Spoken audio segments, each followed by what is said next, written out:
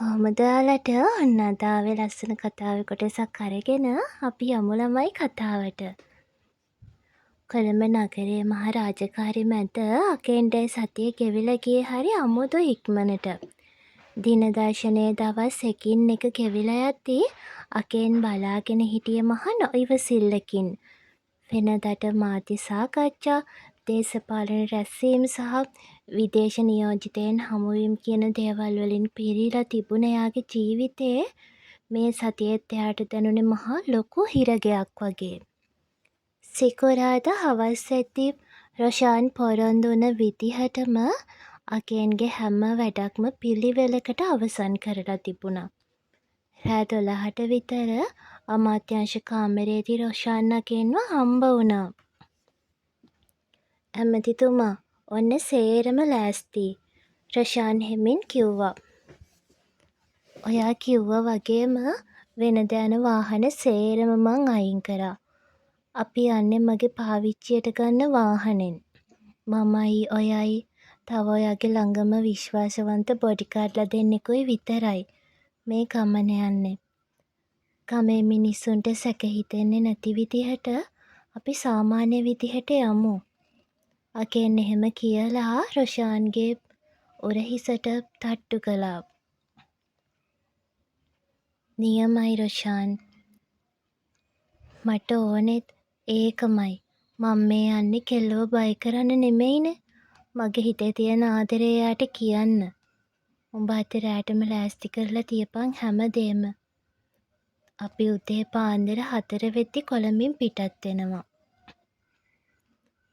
සෙනසුරාදා පාන්දර 4 වෙද්දි මුළු කොළඹ නගරෙම මහ ඝන මීදුමකින් වහලයි තිබුණේ. කොල්ලා උදේ පාන්දරම ලෑස්ති වෙලා හෙමින් සැරේ සාලෙට බහිද්දී එයාගේ අම්මයි අප්පච්චි දෙන්නම සාලේ ඉන්නවා දැකලා අකෙන් එකපාරටම නතර වුණා. දේශපාලන පරම්පරාවකින් ආපු අකෙන්ගේ අප්පච්චි විශ්‍රාමික ඇමතිවරයෙක් වෙච්ච ගජබාහු මහත්තයා උදේ පාන්දරම පුවත්පතක් බලමින් හිටපු අතර අම්මා තේ කෝප්පයක් අතදිව සිටියා. තමන්ගේ පුතා මේ තරම් පාන්දර සාමාන්‍ය ඇඳුමකින් සැරසිලා ගමනක් යන්න හැදෙන හැටි දැකලා ඔවුන්ගේ මූණවල මහ ප්‍රහේලිකාවක් මැවුණා. මොකද පුතේ මේ පාන්දරම? අද සෙනසුරාදා නේද? කොහෙද මේ කිසිම සද්දයක් බද්දයක් නැතුව යන්න හදන්නේ? හරියට මේ අපිට හොරෙන් වගේ? අම්මා මහ පුදුමෙන් ඇහුවා. අකෙන් තමන්ගේ මූණේ තිබුණ නොසන්සුන්කම වහගන්න මෘදු හිනාවක් දාගත්තා. ඔහු තමන්ගේ දෙමව්පියන්ට මේ ගමනේ ඇත්තම විස්තරය කියන්න සූදානම් වුණේ නෑ. මොකද ඈත පිටිසර ගමක අහිංසක කෙල්ලෙක් පස්සෙන් තමන්ගේ ඇමති පුතා යනවා කියලා දැනගත්තොත් ඒක හැමෝගෙම කේන්තියට හේතු වෙනවා කියලා ඔහු දැනගෙන හිටියා. අනේ අම්මේ, මේ දවස්වල අනුරාධපුර පැත්තේ අපේ අමාත්‍යාංශයේ අලුත් ව්‍යාපෘතියක මහ ලොකු ප්‍රශ්නයක් වෙලා. එහේ ඉන්න ප්‍රාදේශීය සංවිධායකවරු වගේක් අතර පොඩි අර්බුදයක්. ඒක දේශපාලනික ලොකු ප්‍රශ්නයක් වෙන්න කලින් මටම ගිහින් විසඳන්න වෙනවා. ඒකයි කාටවත් නොකිය යන්න හැදුවේ. මාධ්‍යවලට මෙව්ව ආරංචි වුණොත් අනවශ්‍ය ප්‍රශ්න ඇති වෙනවනේ අප්පච්චි.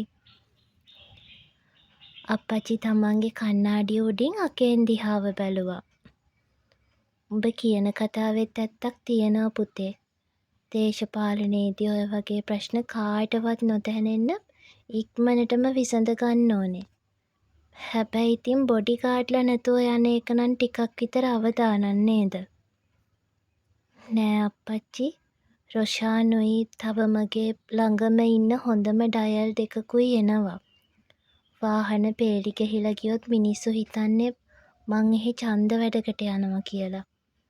ඒ නිසා මං ඉක්මනටම ගිහින් වැඩේ ඉවර කරලා ප්‍රෑ වෙද්දි එන්නම්. අකෙන් අම්මා දිහාව බැලුවා. මං ගිහින් එන්නම් අම්මේ කියා වහාම නිවසෙන් පිටතට පිය නැගුවා. වාහනේ කොළඹ නගරෙ පහු කරලා අතිවේගී මාර්ගයට ඇතුළු වෙද්දී පාන්දර 5ට විතරදී වාහනේ පැදවුවේ රොෂාන්. ඉස්සර ආසුනේ සහ පිටුපස් ආසුනේ අකේන්ගේ ළඟම විශ්වාසවන්ත ආරක්ෂකයින් දෙන්න නිහඬව වාඩි වෙලා හිටියා. අකේන් හිටියේ මැද ආසනට බර වෙලා. ජනේලෙන් පිටත පේන මීදුමෙන් වැහුණ රබර් වතු වගේම ඈත පේන කඳු පන්ති දිහා බලාගෙන. ඇමතිවරයා අද මේ යන නිහඬ ගමන රොෂාන්ටත් මහ පුදුමයක් වගේ දැනුණා. වාහනේ ඇතුලේ තිබුණේ මහා නිහඬ බවක්. රොෂාන් හෙමින් සැරේ වාහනේ කැසට් එක දාලා මෘදු සංගීතයක් වාදනය වෙන්න ඇරියා. ඊට පස්සේ ඔහු පසුපස කණ්ණාඩියෙන් අකේන් දිහාව බලලා කතා කරා. සර්, මං හිතුවට වඩා සර් මාරම සංසුන්ව ඉන්නවනේ. හැබැයි මගේ හිත ඇතුලේ නම් තාමත් පොඩි බයක් තියෙනවා. රොෂාන් කිව්වා. මොකද්ද රොෂාන් උඹට තියෙන බය? අකේන් ජනේලෙන් දැස් ඉවතට නොගෙනම ඇහුවා. නෑ සර්, අපි මෙහෙ යන්නේ කිසිම ප්ලෑන් එකක් නැතුවනේ. සර්, එදා වෙච්ච වැඩේටත් ඒ මිනිස්සු ඉන්නේ ටිකක් විතර බය වෙලා. කෙල්ලගේ අප්පච්චි උනත් ඉන්නේ ටිකක් අවුලෙන්. සර් හිතනවද ඒගොල්ලෝ සර්ව පිළිගනී කියලා? අනික ඒ කෙල්ල සර්ට අකමැති වුණොත් සර් මොකද කරන්නේ? රොෂාන් තමන්ගේ යටිහිතේ තිබුණ ලොකුම ප්‍රශ්නේ කෙලින්ම අහලා දැම්මා. අකේන් ඒ වෙලාවෙ නම් දිග සුසුමක් හෙළුවා. ඔහු තමන්ගේ දෑත් දිහා බැලුවා. මං ඒ කෙල්ලට මගේ හිතේ තියෙන දේ කියනවා. එයාට මං හිතන්න කාලෙකුත් දුන්නා. හැබැයි එයාගේ හිතේ මං ගැන තියෙන අකමැත්තක් නම් ඊගාවට මං වැඩ කරන්නේ මගේ විදිහට. මම චීස් කෑල්ලව උස්සනවා. උස්සගෙන ඇවිත් කොළඹ ගෙදරක තියාගන්නවා. වාහනේ හිටපු ආරක්ෂකයින් දෙන්න පවා තමන්ගේ ඇමතිවරයාගේ මේ වදන්න අහලා පුදුමයටපත් වුණා. දේශපාලනය කරන මිනිහෙක් එකම එක කෙල්ලෙක් වෙනුවෙන් මේ තරම්ම පිස්සු වැටිලා ඉන්න හැටි ඔවුන් කවදාවත්ම දැකලා තිබ්බේ නෑ. පැය කීපයක ධාවනයෙන් පස්සේ වාහනේ ප්‍රධාන මාර්ගයෙන් ඉවතට හැරිලා අර ඈත පිටිසර ගැමි මාර්ගයට ඇතුළු වුණා. කාපට් පාරවල් ඉවර වෙලා බොරළු සහ ගල් වලින් පිරුණු වංගු සහිත පාරවල් දිගේ වාහනේ හෙමින් ඉදිරියට ඇදුණා. අවට පරිසරය මහ නිහඬයි. පාර දෙපස විශාල වෙල්යාය, පොල් වතු සහ කුඩා ගැමි නිවාස එකින් එක පහුවෙන්න ගත්තා. ටිකෙන් ටික කෙල්ලගේ කමට ළඟා වෙද්දී අකේන්ගේ හදවතේ ගැස්ම මහ පුදුමාකාර විදිහට වේගවත් වෙන්න ගත්තා. එයාගේ පපුව ඇතුලෙන් මහ ලොකු ඩික් ඩික් සද්දයක් ඇහෙන්න ගත්තා. එයාගේ අත් දෙක සීතල වෙලා නළලෙන් සීන්දාදිය බින්දු මතුවෙන්න ගත්තා. වෙනදට දහස් ගණනක් සෙනග ඉන්න මහ දේශපාලන වේදිකාවල කිසිම බයක් නැතුව කොටවෙන අකේන් අද මේ පුංචි ගැමි පරිසරය ඉස්සරහා මහ දරුණු විදිහට කලබල වෙලා හිටියේ. ඇමතිතුමා, තව විනාඩි 10කින් විතර අපි ඒ ගෙදර ළඟට යනවා. මට මතකයි පාර. රොෂාන් වාහනේ වේගය තව අඩු කරමින් කිව්වා. අකේන් තමන්ගේ පපුවට අතක් තියාගත්තා. එයාගේ හිත ඇතුලේ ලොකු කුණාටුවක් තිබ්බා. මොකද තවමත් ඒ කෙල්ල ඒ ගෙදර ඉන්නවද නැද්ද කියලාවත් අකේන් දැනගෙන හිටියේ නෑ. සමහර විට එදා තමන් කරපු තර්ජනය නිසා බය වෙච්ච දෙමව්පියෝ පාරමීව වෙන කොහේ හරි නෑදෑ ගෙදරක හැංගුවද, එහෙම නැත්තං තමන්ට තියෙන බයටම ගමෙන් පැනලා ගියාද කිසිම දෙයක් ස්ථිර නැතුවයි අකේන් මේ ගමන ආවේ. රොෂාන්, හෙමින් ඵලයන්, අකේන් බිඳුණු හඬින් කිව්වා. වෙලාවකට මට හිතෙනවා මං මහ ලොකු කරදරයක් දාගන්න හදනවද කියලත්. වාහනේ ඈතින් පේන අඹගහ අසලින් පාරමීලගේ නිවස පිහිටි ඒ කුඩා මාවත දෙසට හැරෙද්දී අකෙන් දැස් තදින් පියාගෙන තමන්ගේ ඉරණම දෙවියන්ට බාර කළා. සර්, තියෙන සේරම වැඩ දාලා මෙච්චර දුර ආවේ කෙල්ලව හම්බ වෙන්නනේ. අද අපි කොළඹ යන්නේ මොන ලෝකෙකින් හරි කෙල්ලව හොයාගෙන. ඒකිත් එක්ක කතා කරලා. වාහනේ හෙමින් ඇවිත් පාරමීලගේ ඒ බාගෙට ඉදිවුණ ගෙදර ඉස්සරහ නතර කළා. රෝදවලින් නැගුණු රතු දූවිලි වලාව මැකී යද්දී වාහනෙන් බැහැපු අකේන්ගේ මූණ එකපාරටම අඳුරු වුණා. ගෙදර ඉදිරිපිට තිබුණ දොරවල් දෙකම තදින් වහලා දාලා තිබුණා. ජනෙල් පියන් පවා වහලා. ස්තෝප්පු කාමරේ තිබුණ පුටු පවා පැත්තකට කරලා තිබුණා. රොෂාන්, බලපන් බං, ගෙදර කවුරුත් නෑ. දොරවල් සේරම වහලා. මට හිතාගන්න බෑ බං. එයාලා මේ ගමෙන් ගිහිල්ලාද? එහෙම වෙන්න බෑ සර්. අර බලන්නකෝ. රෙදි එහෙමත් සෝදලා දාලා තියෙන්නේ. එයාලා කොහෙට හරි මේ ළඟකට යන්න ඇත්තේ. මට තිබුණේ පොඩ්ඩක් කෙල්ල ගැන හොයලා බලලා එන්න. අකෙන් එහෙම කිව්වේ ටිකක් විතර කනස්සල්ලෙන්. ඔවුන් දෙන්න මිදුල ඉඳන් මහ නොසන්සුන් විදිහට කතා කර කර ඉඳිද්දිම ඒ ගෙදරට ඒ ළඟින්ම අල්ලපු වත්තේ කුඩා නිවසකින් වයසක ගෑනු කෙනෙක් හෙමින් සැරේ දුවගෙන ආවා. ඇය ඇඳ සිටි පරණ චීත්තයයි හැට්ටයයි හදාගනිමින් ආවේ මේ පාන්දරම තමන්ගේ අසල්වැසියගේ මිතුරට ආපු නන්නා දුනන අමුත්ත කවුද කියලා බලාගන්න.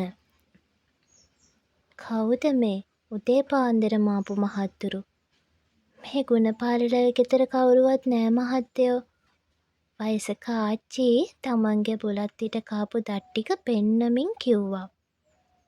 අනේ අම්මේ, අපි මේ ගුණපාල මාමලා ගෙදරට ආවේ. මේ ගෙදර දොර සේරම වහලානේ. කෝ එයාලා ගමෙන් ගිහිල්ලවත් අම්මේ? අනේ නෑ පුතේ, උඹලා මේ පාන්දරම ඇවිල්ලා තුන් දෙන්නව අල්ලගන්න බැරි වුණ එක නම් කනගාටුයි. පාරමීගේ අම්මයි තාත්තයි දෙන්නම කුඹුරට ගිහින්. මේ දවස්වල අස්සනු නෙලන කාලේ හින්දා උදේ පාන්දර 4ට විතර උන් දෙන්නම කුඹුරට ගියා. දවල් වෙලා තමයි උන් බත් කන්න ගෙදර එන්නේ.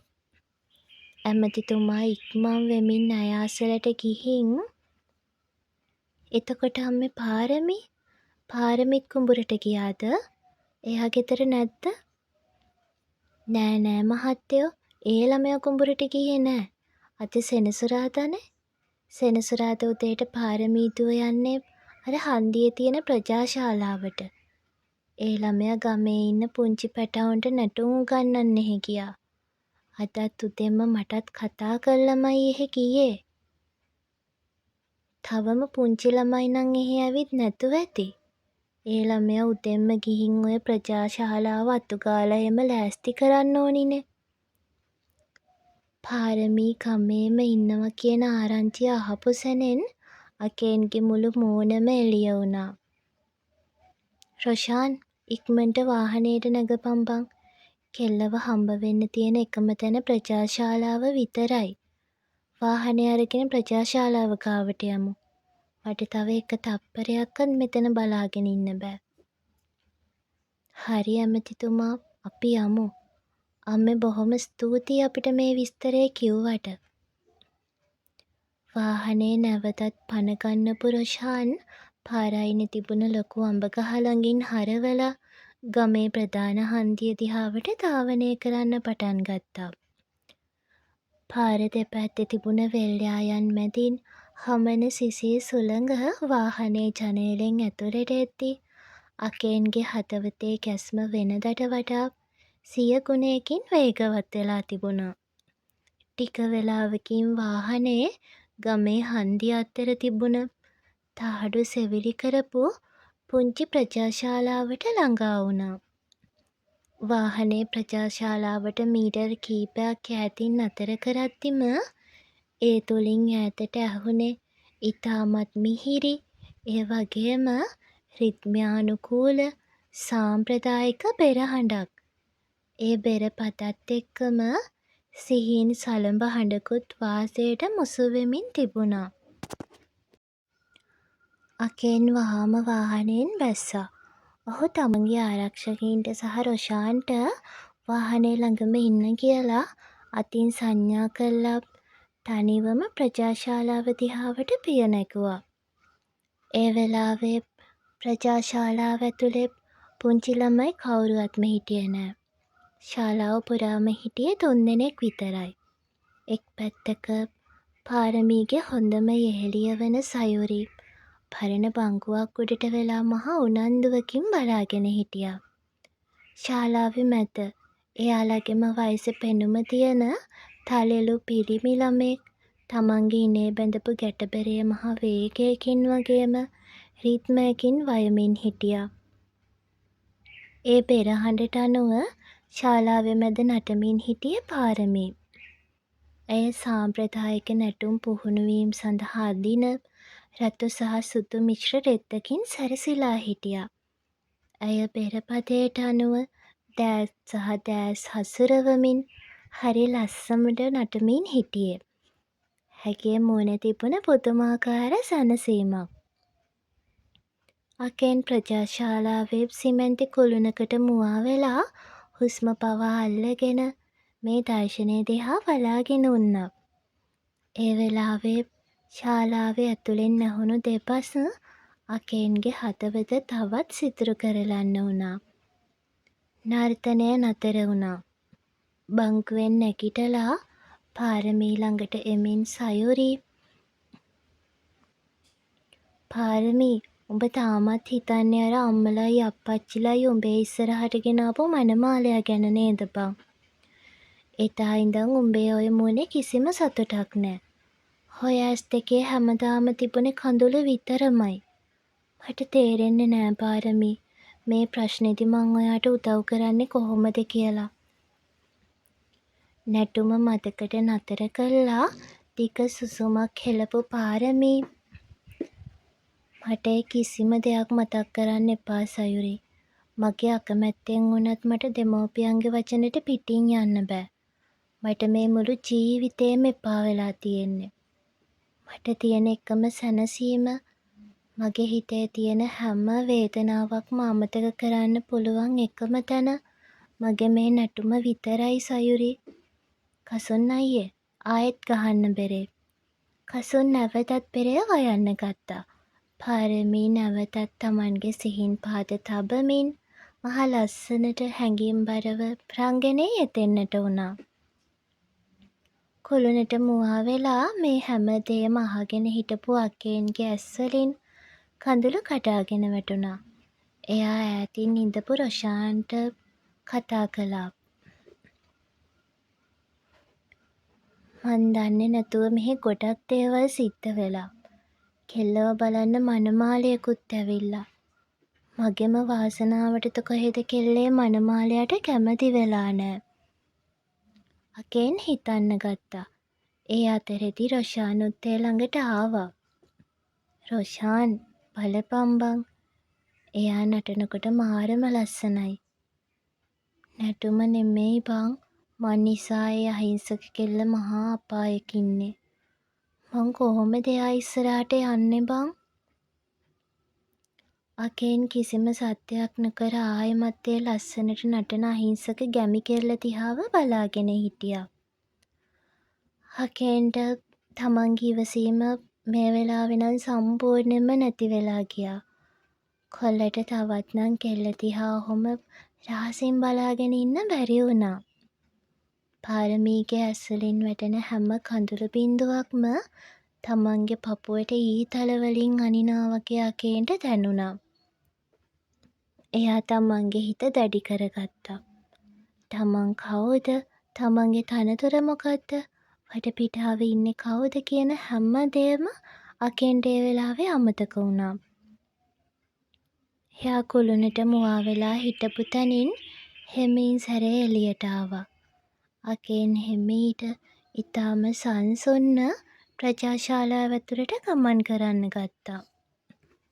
අකේන්ගේ සපත්තු අඩි සිමෙන්ති පොළොව වැදෙන සිහින් සද්දෙත් එක්කම ශාලාව ඇතුලේ මහ වේගෙන් වැයෙමින් තිබුණ ගැට පෙරහඬ එකපාරටම නතර වුණා. කසුන් තමන්ගේ දෑත් පෙරෑස උඩ තියාගෙන මහ පුදුමකින් වගේ තිගැස්මකින් අකෙන් දිහාව බැලුවා. බෙරපතේ එකපාරටම නතර වෙද්දී නටමින් හිටපු පාරමී මහ බර හුස්මවල් හෙළමින් තමන්ගේ මූණට වැටිලා තිබුණ කෙස් රොදක් අතින් අයින් කරන ගමන් දොර දිහාවට හැරුණා. බංකුව උඩ හිටපු සයුරිත් එකපාරටම නැගිට්ටේ මහ බයකින්. ඇමතිතුමා සයුරිගේ මුවින් පිට වුණා. ප්‍රජාශාලාවේ දොරකඩින් ඇතුළු වෙලා තමන් ඉස්සරහට එන ඇමති අකෙන් ගජබාහුව දැකපු සැනින් පාරමී සයුරි කසුන් හැමෝම මහ පුදුමකින් ගල් ගැහිලා බලාගෙන හිටියා. සයුරි පාරමීගේ අත තදින්ම අල්ලගත්තා. හැමෝගෙම හිතවල තිබුණ ලොකු බයක්. හායෙත් මේ මනුස්සයාව මොන විනාශයක් කරන්නද කියන ප්‍රශ්නේ ඔවුන්ගේ මූණවල ලියවිලා තිබුණා. හැබැයි වෙනද වගේ අකේන්ගේ පස්සෙන් තුවක්කුගත්තු බොඩිගාර්ඩ්ලා හිටියේ නෑ. වෙනද වගේ අකේන්ගේ මූණේ මහ කෲර හිනාවක් වගේම උඩකු බැල්මකුත් තිබුන් නැහැ. අකේන්ගේ ඇස් දෙක මහ පුදුමාකාර විදිහට රතු වෙලා තිබුණා.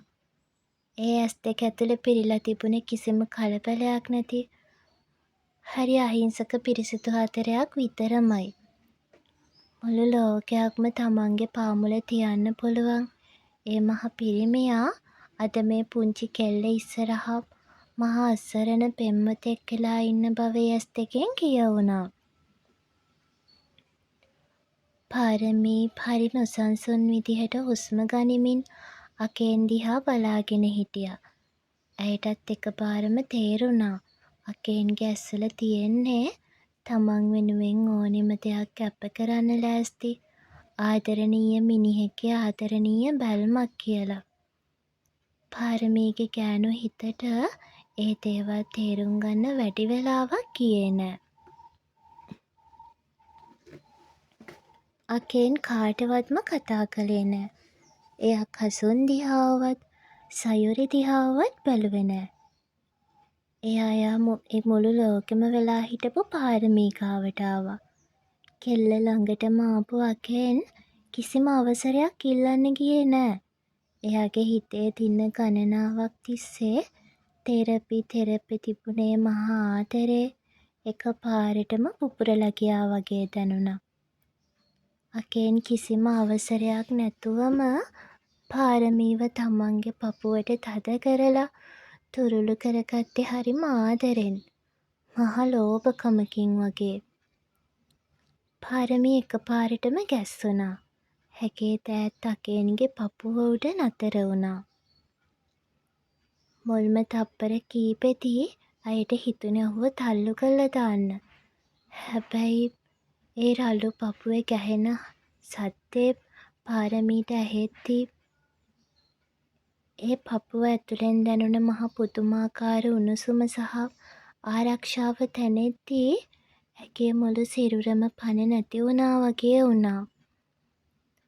අකේන්ගේ ඇඟෙන් ආපු මිල අධික සුවඳ විලවුන් සුවඳයි එයාගේ පපුවේ තිබුණ ගැස්මයි පාරමීව හරියට මංමුලා කළා වගේ වුණා. පාරමීත් ඒ පපුවේ උණුසුමට නතු වෙලා හිටිය කොටක් ආදරෙන්. ඇය තමන්ගේ දැස් පියාගත්තා. ඇගේ ඇස්වලින් ගලාගෙන ආපු කඳුළු අකෙන්ගේ ටී-ෂර්ට් එක තෙත් කරලා හරි හෙමින් සැරේ පහළට ගලාගෙන ආවා. දින ගණනාවක් තිස්සේ තමන්ගේ දෙමව්පියන්ගේ බල කිරීම් මැද හිතේ හිර කරගෙන හිටපු හැම බරක්ම ඒ පපුව උඩට දිය වෙලා යනවා වගේ පාරමීට දැනුණා. කසුන් සහ සයුරි මහ පුදුමෙන් මේ දර්ශනය දිහාව බලාගෙන හිටියේ. ඔවුන්ට හිතාගන්න බැරි වුණා මේ සිද්ධ වෙන්නේ මොකක්ද කියලා. රොෂාන් හෙමින් සැරේ ප්‍රජාශාලාවේ දොර ළඟට ඇවිල්ලා කසුන්ටයි සයුරිටයි අතින් සංඥා කළා දෙන්නට තනියම කතා කරන්න ඉඩ දීලා එළියට එන්න කියලා. කසුන් ටිකක් අකමැත්තෙන් වුණත් පාරමීගේ මූණේ තියෙන නිදහස් බව දැකලා තමන්ගේ බෙරයත් අරගෙන හෙමින් සැරේ ශාලාවෙන් එළියට ආවා. දැන් මුළු ප්‍රජාශාලාව ඇතුළෙම ඉතිරි වෙලා ඉන්නේ ඇමතිතුමයි පාරමී විතරමයි. අගෙන් හෙමින් සැරේ පාරමීව තමන්ගේ පපුවෙන් ඈත් කළා. හැබැයි එයා පාරමීගේ දෙවුර හිසෙන් තදින් අල්ලගෙන හිටියේ ආයේ කවම කවදාවත් ඇයව මග ඇරෙන්න දෙන්නේ නෑ කියන ස්ථිර හැඟීමෙන්. අකේන්ගේ ඇස්වලින් කඳුළු බිංදුවක් පාරමීගේ අත උඩට වැටුණා. අකේන් බිඳුන හඬින් "මට සමා වෙන්න පාරමී, මට සමා වෙන්න. මං එදා ඔයාගේ ගෙදරට ඇවිත් ඔයාගේ ජීවිතේට නැති ප්‍රශ්න අරගෙන ආවා. මං ඔයාවයි ඔයාගේ අම්මලාවත් නොසන්සුන් කරලා. කොළඹට ගිය දවසේ ඉඳන් මට රෑට නිින්දක් නෑ පාරමී.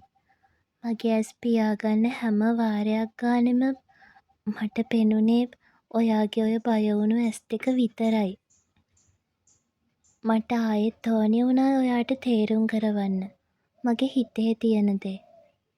ඒකයි අද මම මේ විදිහට ඔයාව හොයාගෙන ආවේ." පාරමී කඳුළු පිස දමමින් අකේන්ගේ ඇස් දෙස කෙලින් බලමින් කිව්වා. "ඇයි ඔයා ආයෙත් ආවේ ඇමතිතුමා? ඔයා එදා අපේ ගෙදරට ඇවිත් කියපු දේවල් නිසා මගේ අම්මයි අප්පච්චි තාමත් ඉන්නේ මහ ගින්නකින්. එයාලා මාව බන්දලා දෙන්න සේරම ලෑස්ති කරලා ඉවරයි. මගේ මුළු ජීවිතේම මට නැති වෙන්නයි යන්නේ."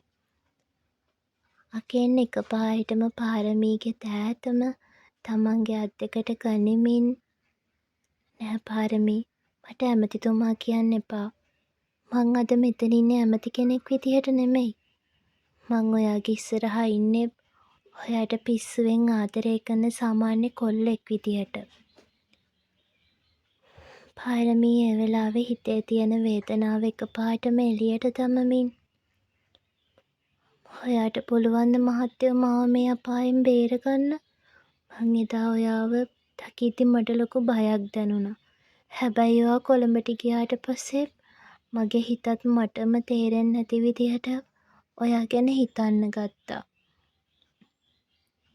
මං දන්නවා ඔයයි මමයි අතරේ ලොකුම ලොකු පරතරයක් තියෙයි කියලා. ඔයා මහ ඉහළ පැලැන්තිය කෙනෙක්. මම මේ කටුමැටි ගෙදරක ඉන්න දුප්පත් කෙල්ලෙක්.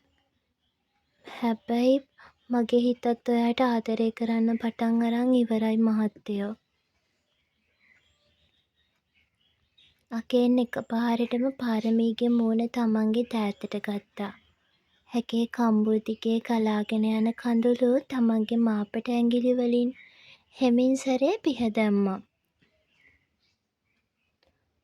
"මට ඔය පන්ති පරතරේ වැඩක් නෑ පාරමී. මගේ අම්මලට සල්ලි බලය ලොකු වුණාට මට ඕනි ඔයා විතරයි. මං සෙනසුරාදා පාන්දරම ගෙදර ඇයට බොරුවක් කියලා වෙනදා යන වාහනත් අයින් කරලා රොෂාන් එක්ක මේ ආවේ ඔයාව බය නොකර මගේ හිතේ තියෙන දේ ඔයාට කියලා යන්න. මං ඔයාලගේ ගේ ගාවටත් ආවා. එතන කවුරුවත්ම හිටියේ නෑ. ගෙදර දොරවල් වහලා තියෙනවා දැක්කාම මගේ පපුව නතර වුණා වගේ මට දැනුනේ. මට හිතුනේ ඔයාලා මට බයේ ගමෙන් ගිහින්වත්ද කියලා." පාරමී සිහින් සිනාවක් කඳුළු අතරින් මතු කරමින් "අම්මලයි අප්පච්චි උදේම කුඹුරට ගියා මහත්තයෝ. මං අද උදේ ප්‍රජාශාලාවට ආවේ ගමේ පුංචි ළමයින්ට නැටුම් ටිකක් කියලා දෙන්න. හැබැයි ඉතින් ළමයි එන්නත් කලින් ඔයා මෙතනට ආවා. මං කවදාවත් හිතුවේ නෑ මං වෙනුවෙන්ම මෙච්චර දුරක් ගෙවාගෙන ඔයා එයි කියලා. ඔයා වෙනුවෙන් මට ඕනි මුදුරක් එන්න පුළුවන් පාරමී. මං ඔයාට පොරොන්දු වෙනවා. මං ආයෙත් කිසිම ප්‍රශ්නයක් ඔයාගේ ජීවිතේට ඇති කරන්නේ නෑ කියලා. මං ඔයාගේ අම්මලා ළඟට ගිහින් දන ගහලා හරි ඔයාව මගේ කරලා දෙන්න කියලා ඉල්ලනවා. ඔයාගේ හිතේත් මං ගැන මෙච්චර ආදරයක් තියෙද්දි මං කොහොමද ඔයාව වෙන කෙනෙක්ට අයිති වෙන්න දෙන්නේ? දෙන්නට දෙන්න ගොඩාක් ආදරේ කරනවා කියලා තේරුම් ගන්නත් ඒ පුංචි වෙලාව හොඳටම ඇති වුණා. ඒක මහ පුදුමාකාර හෝරාවක්.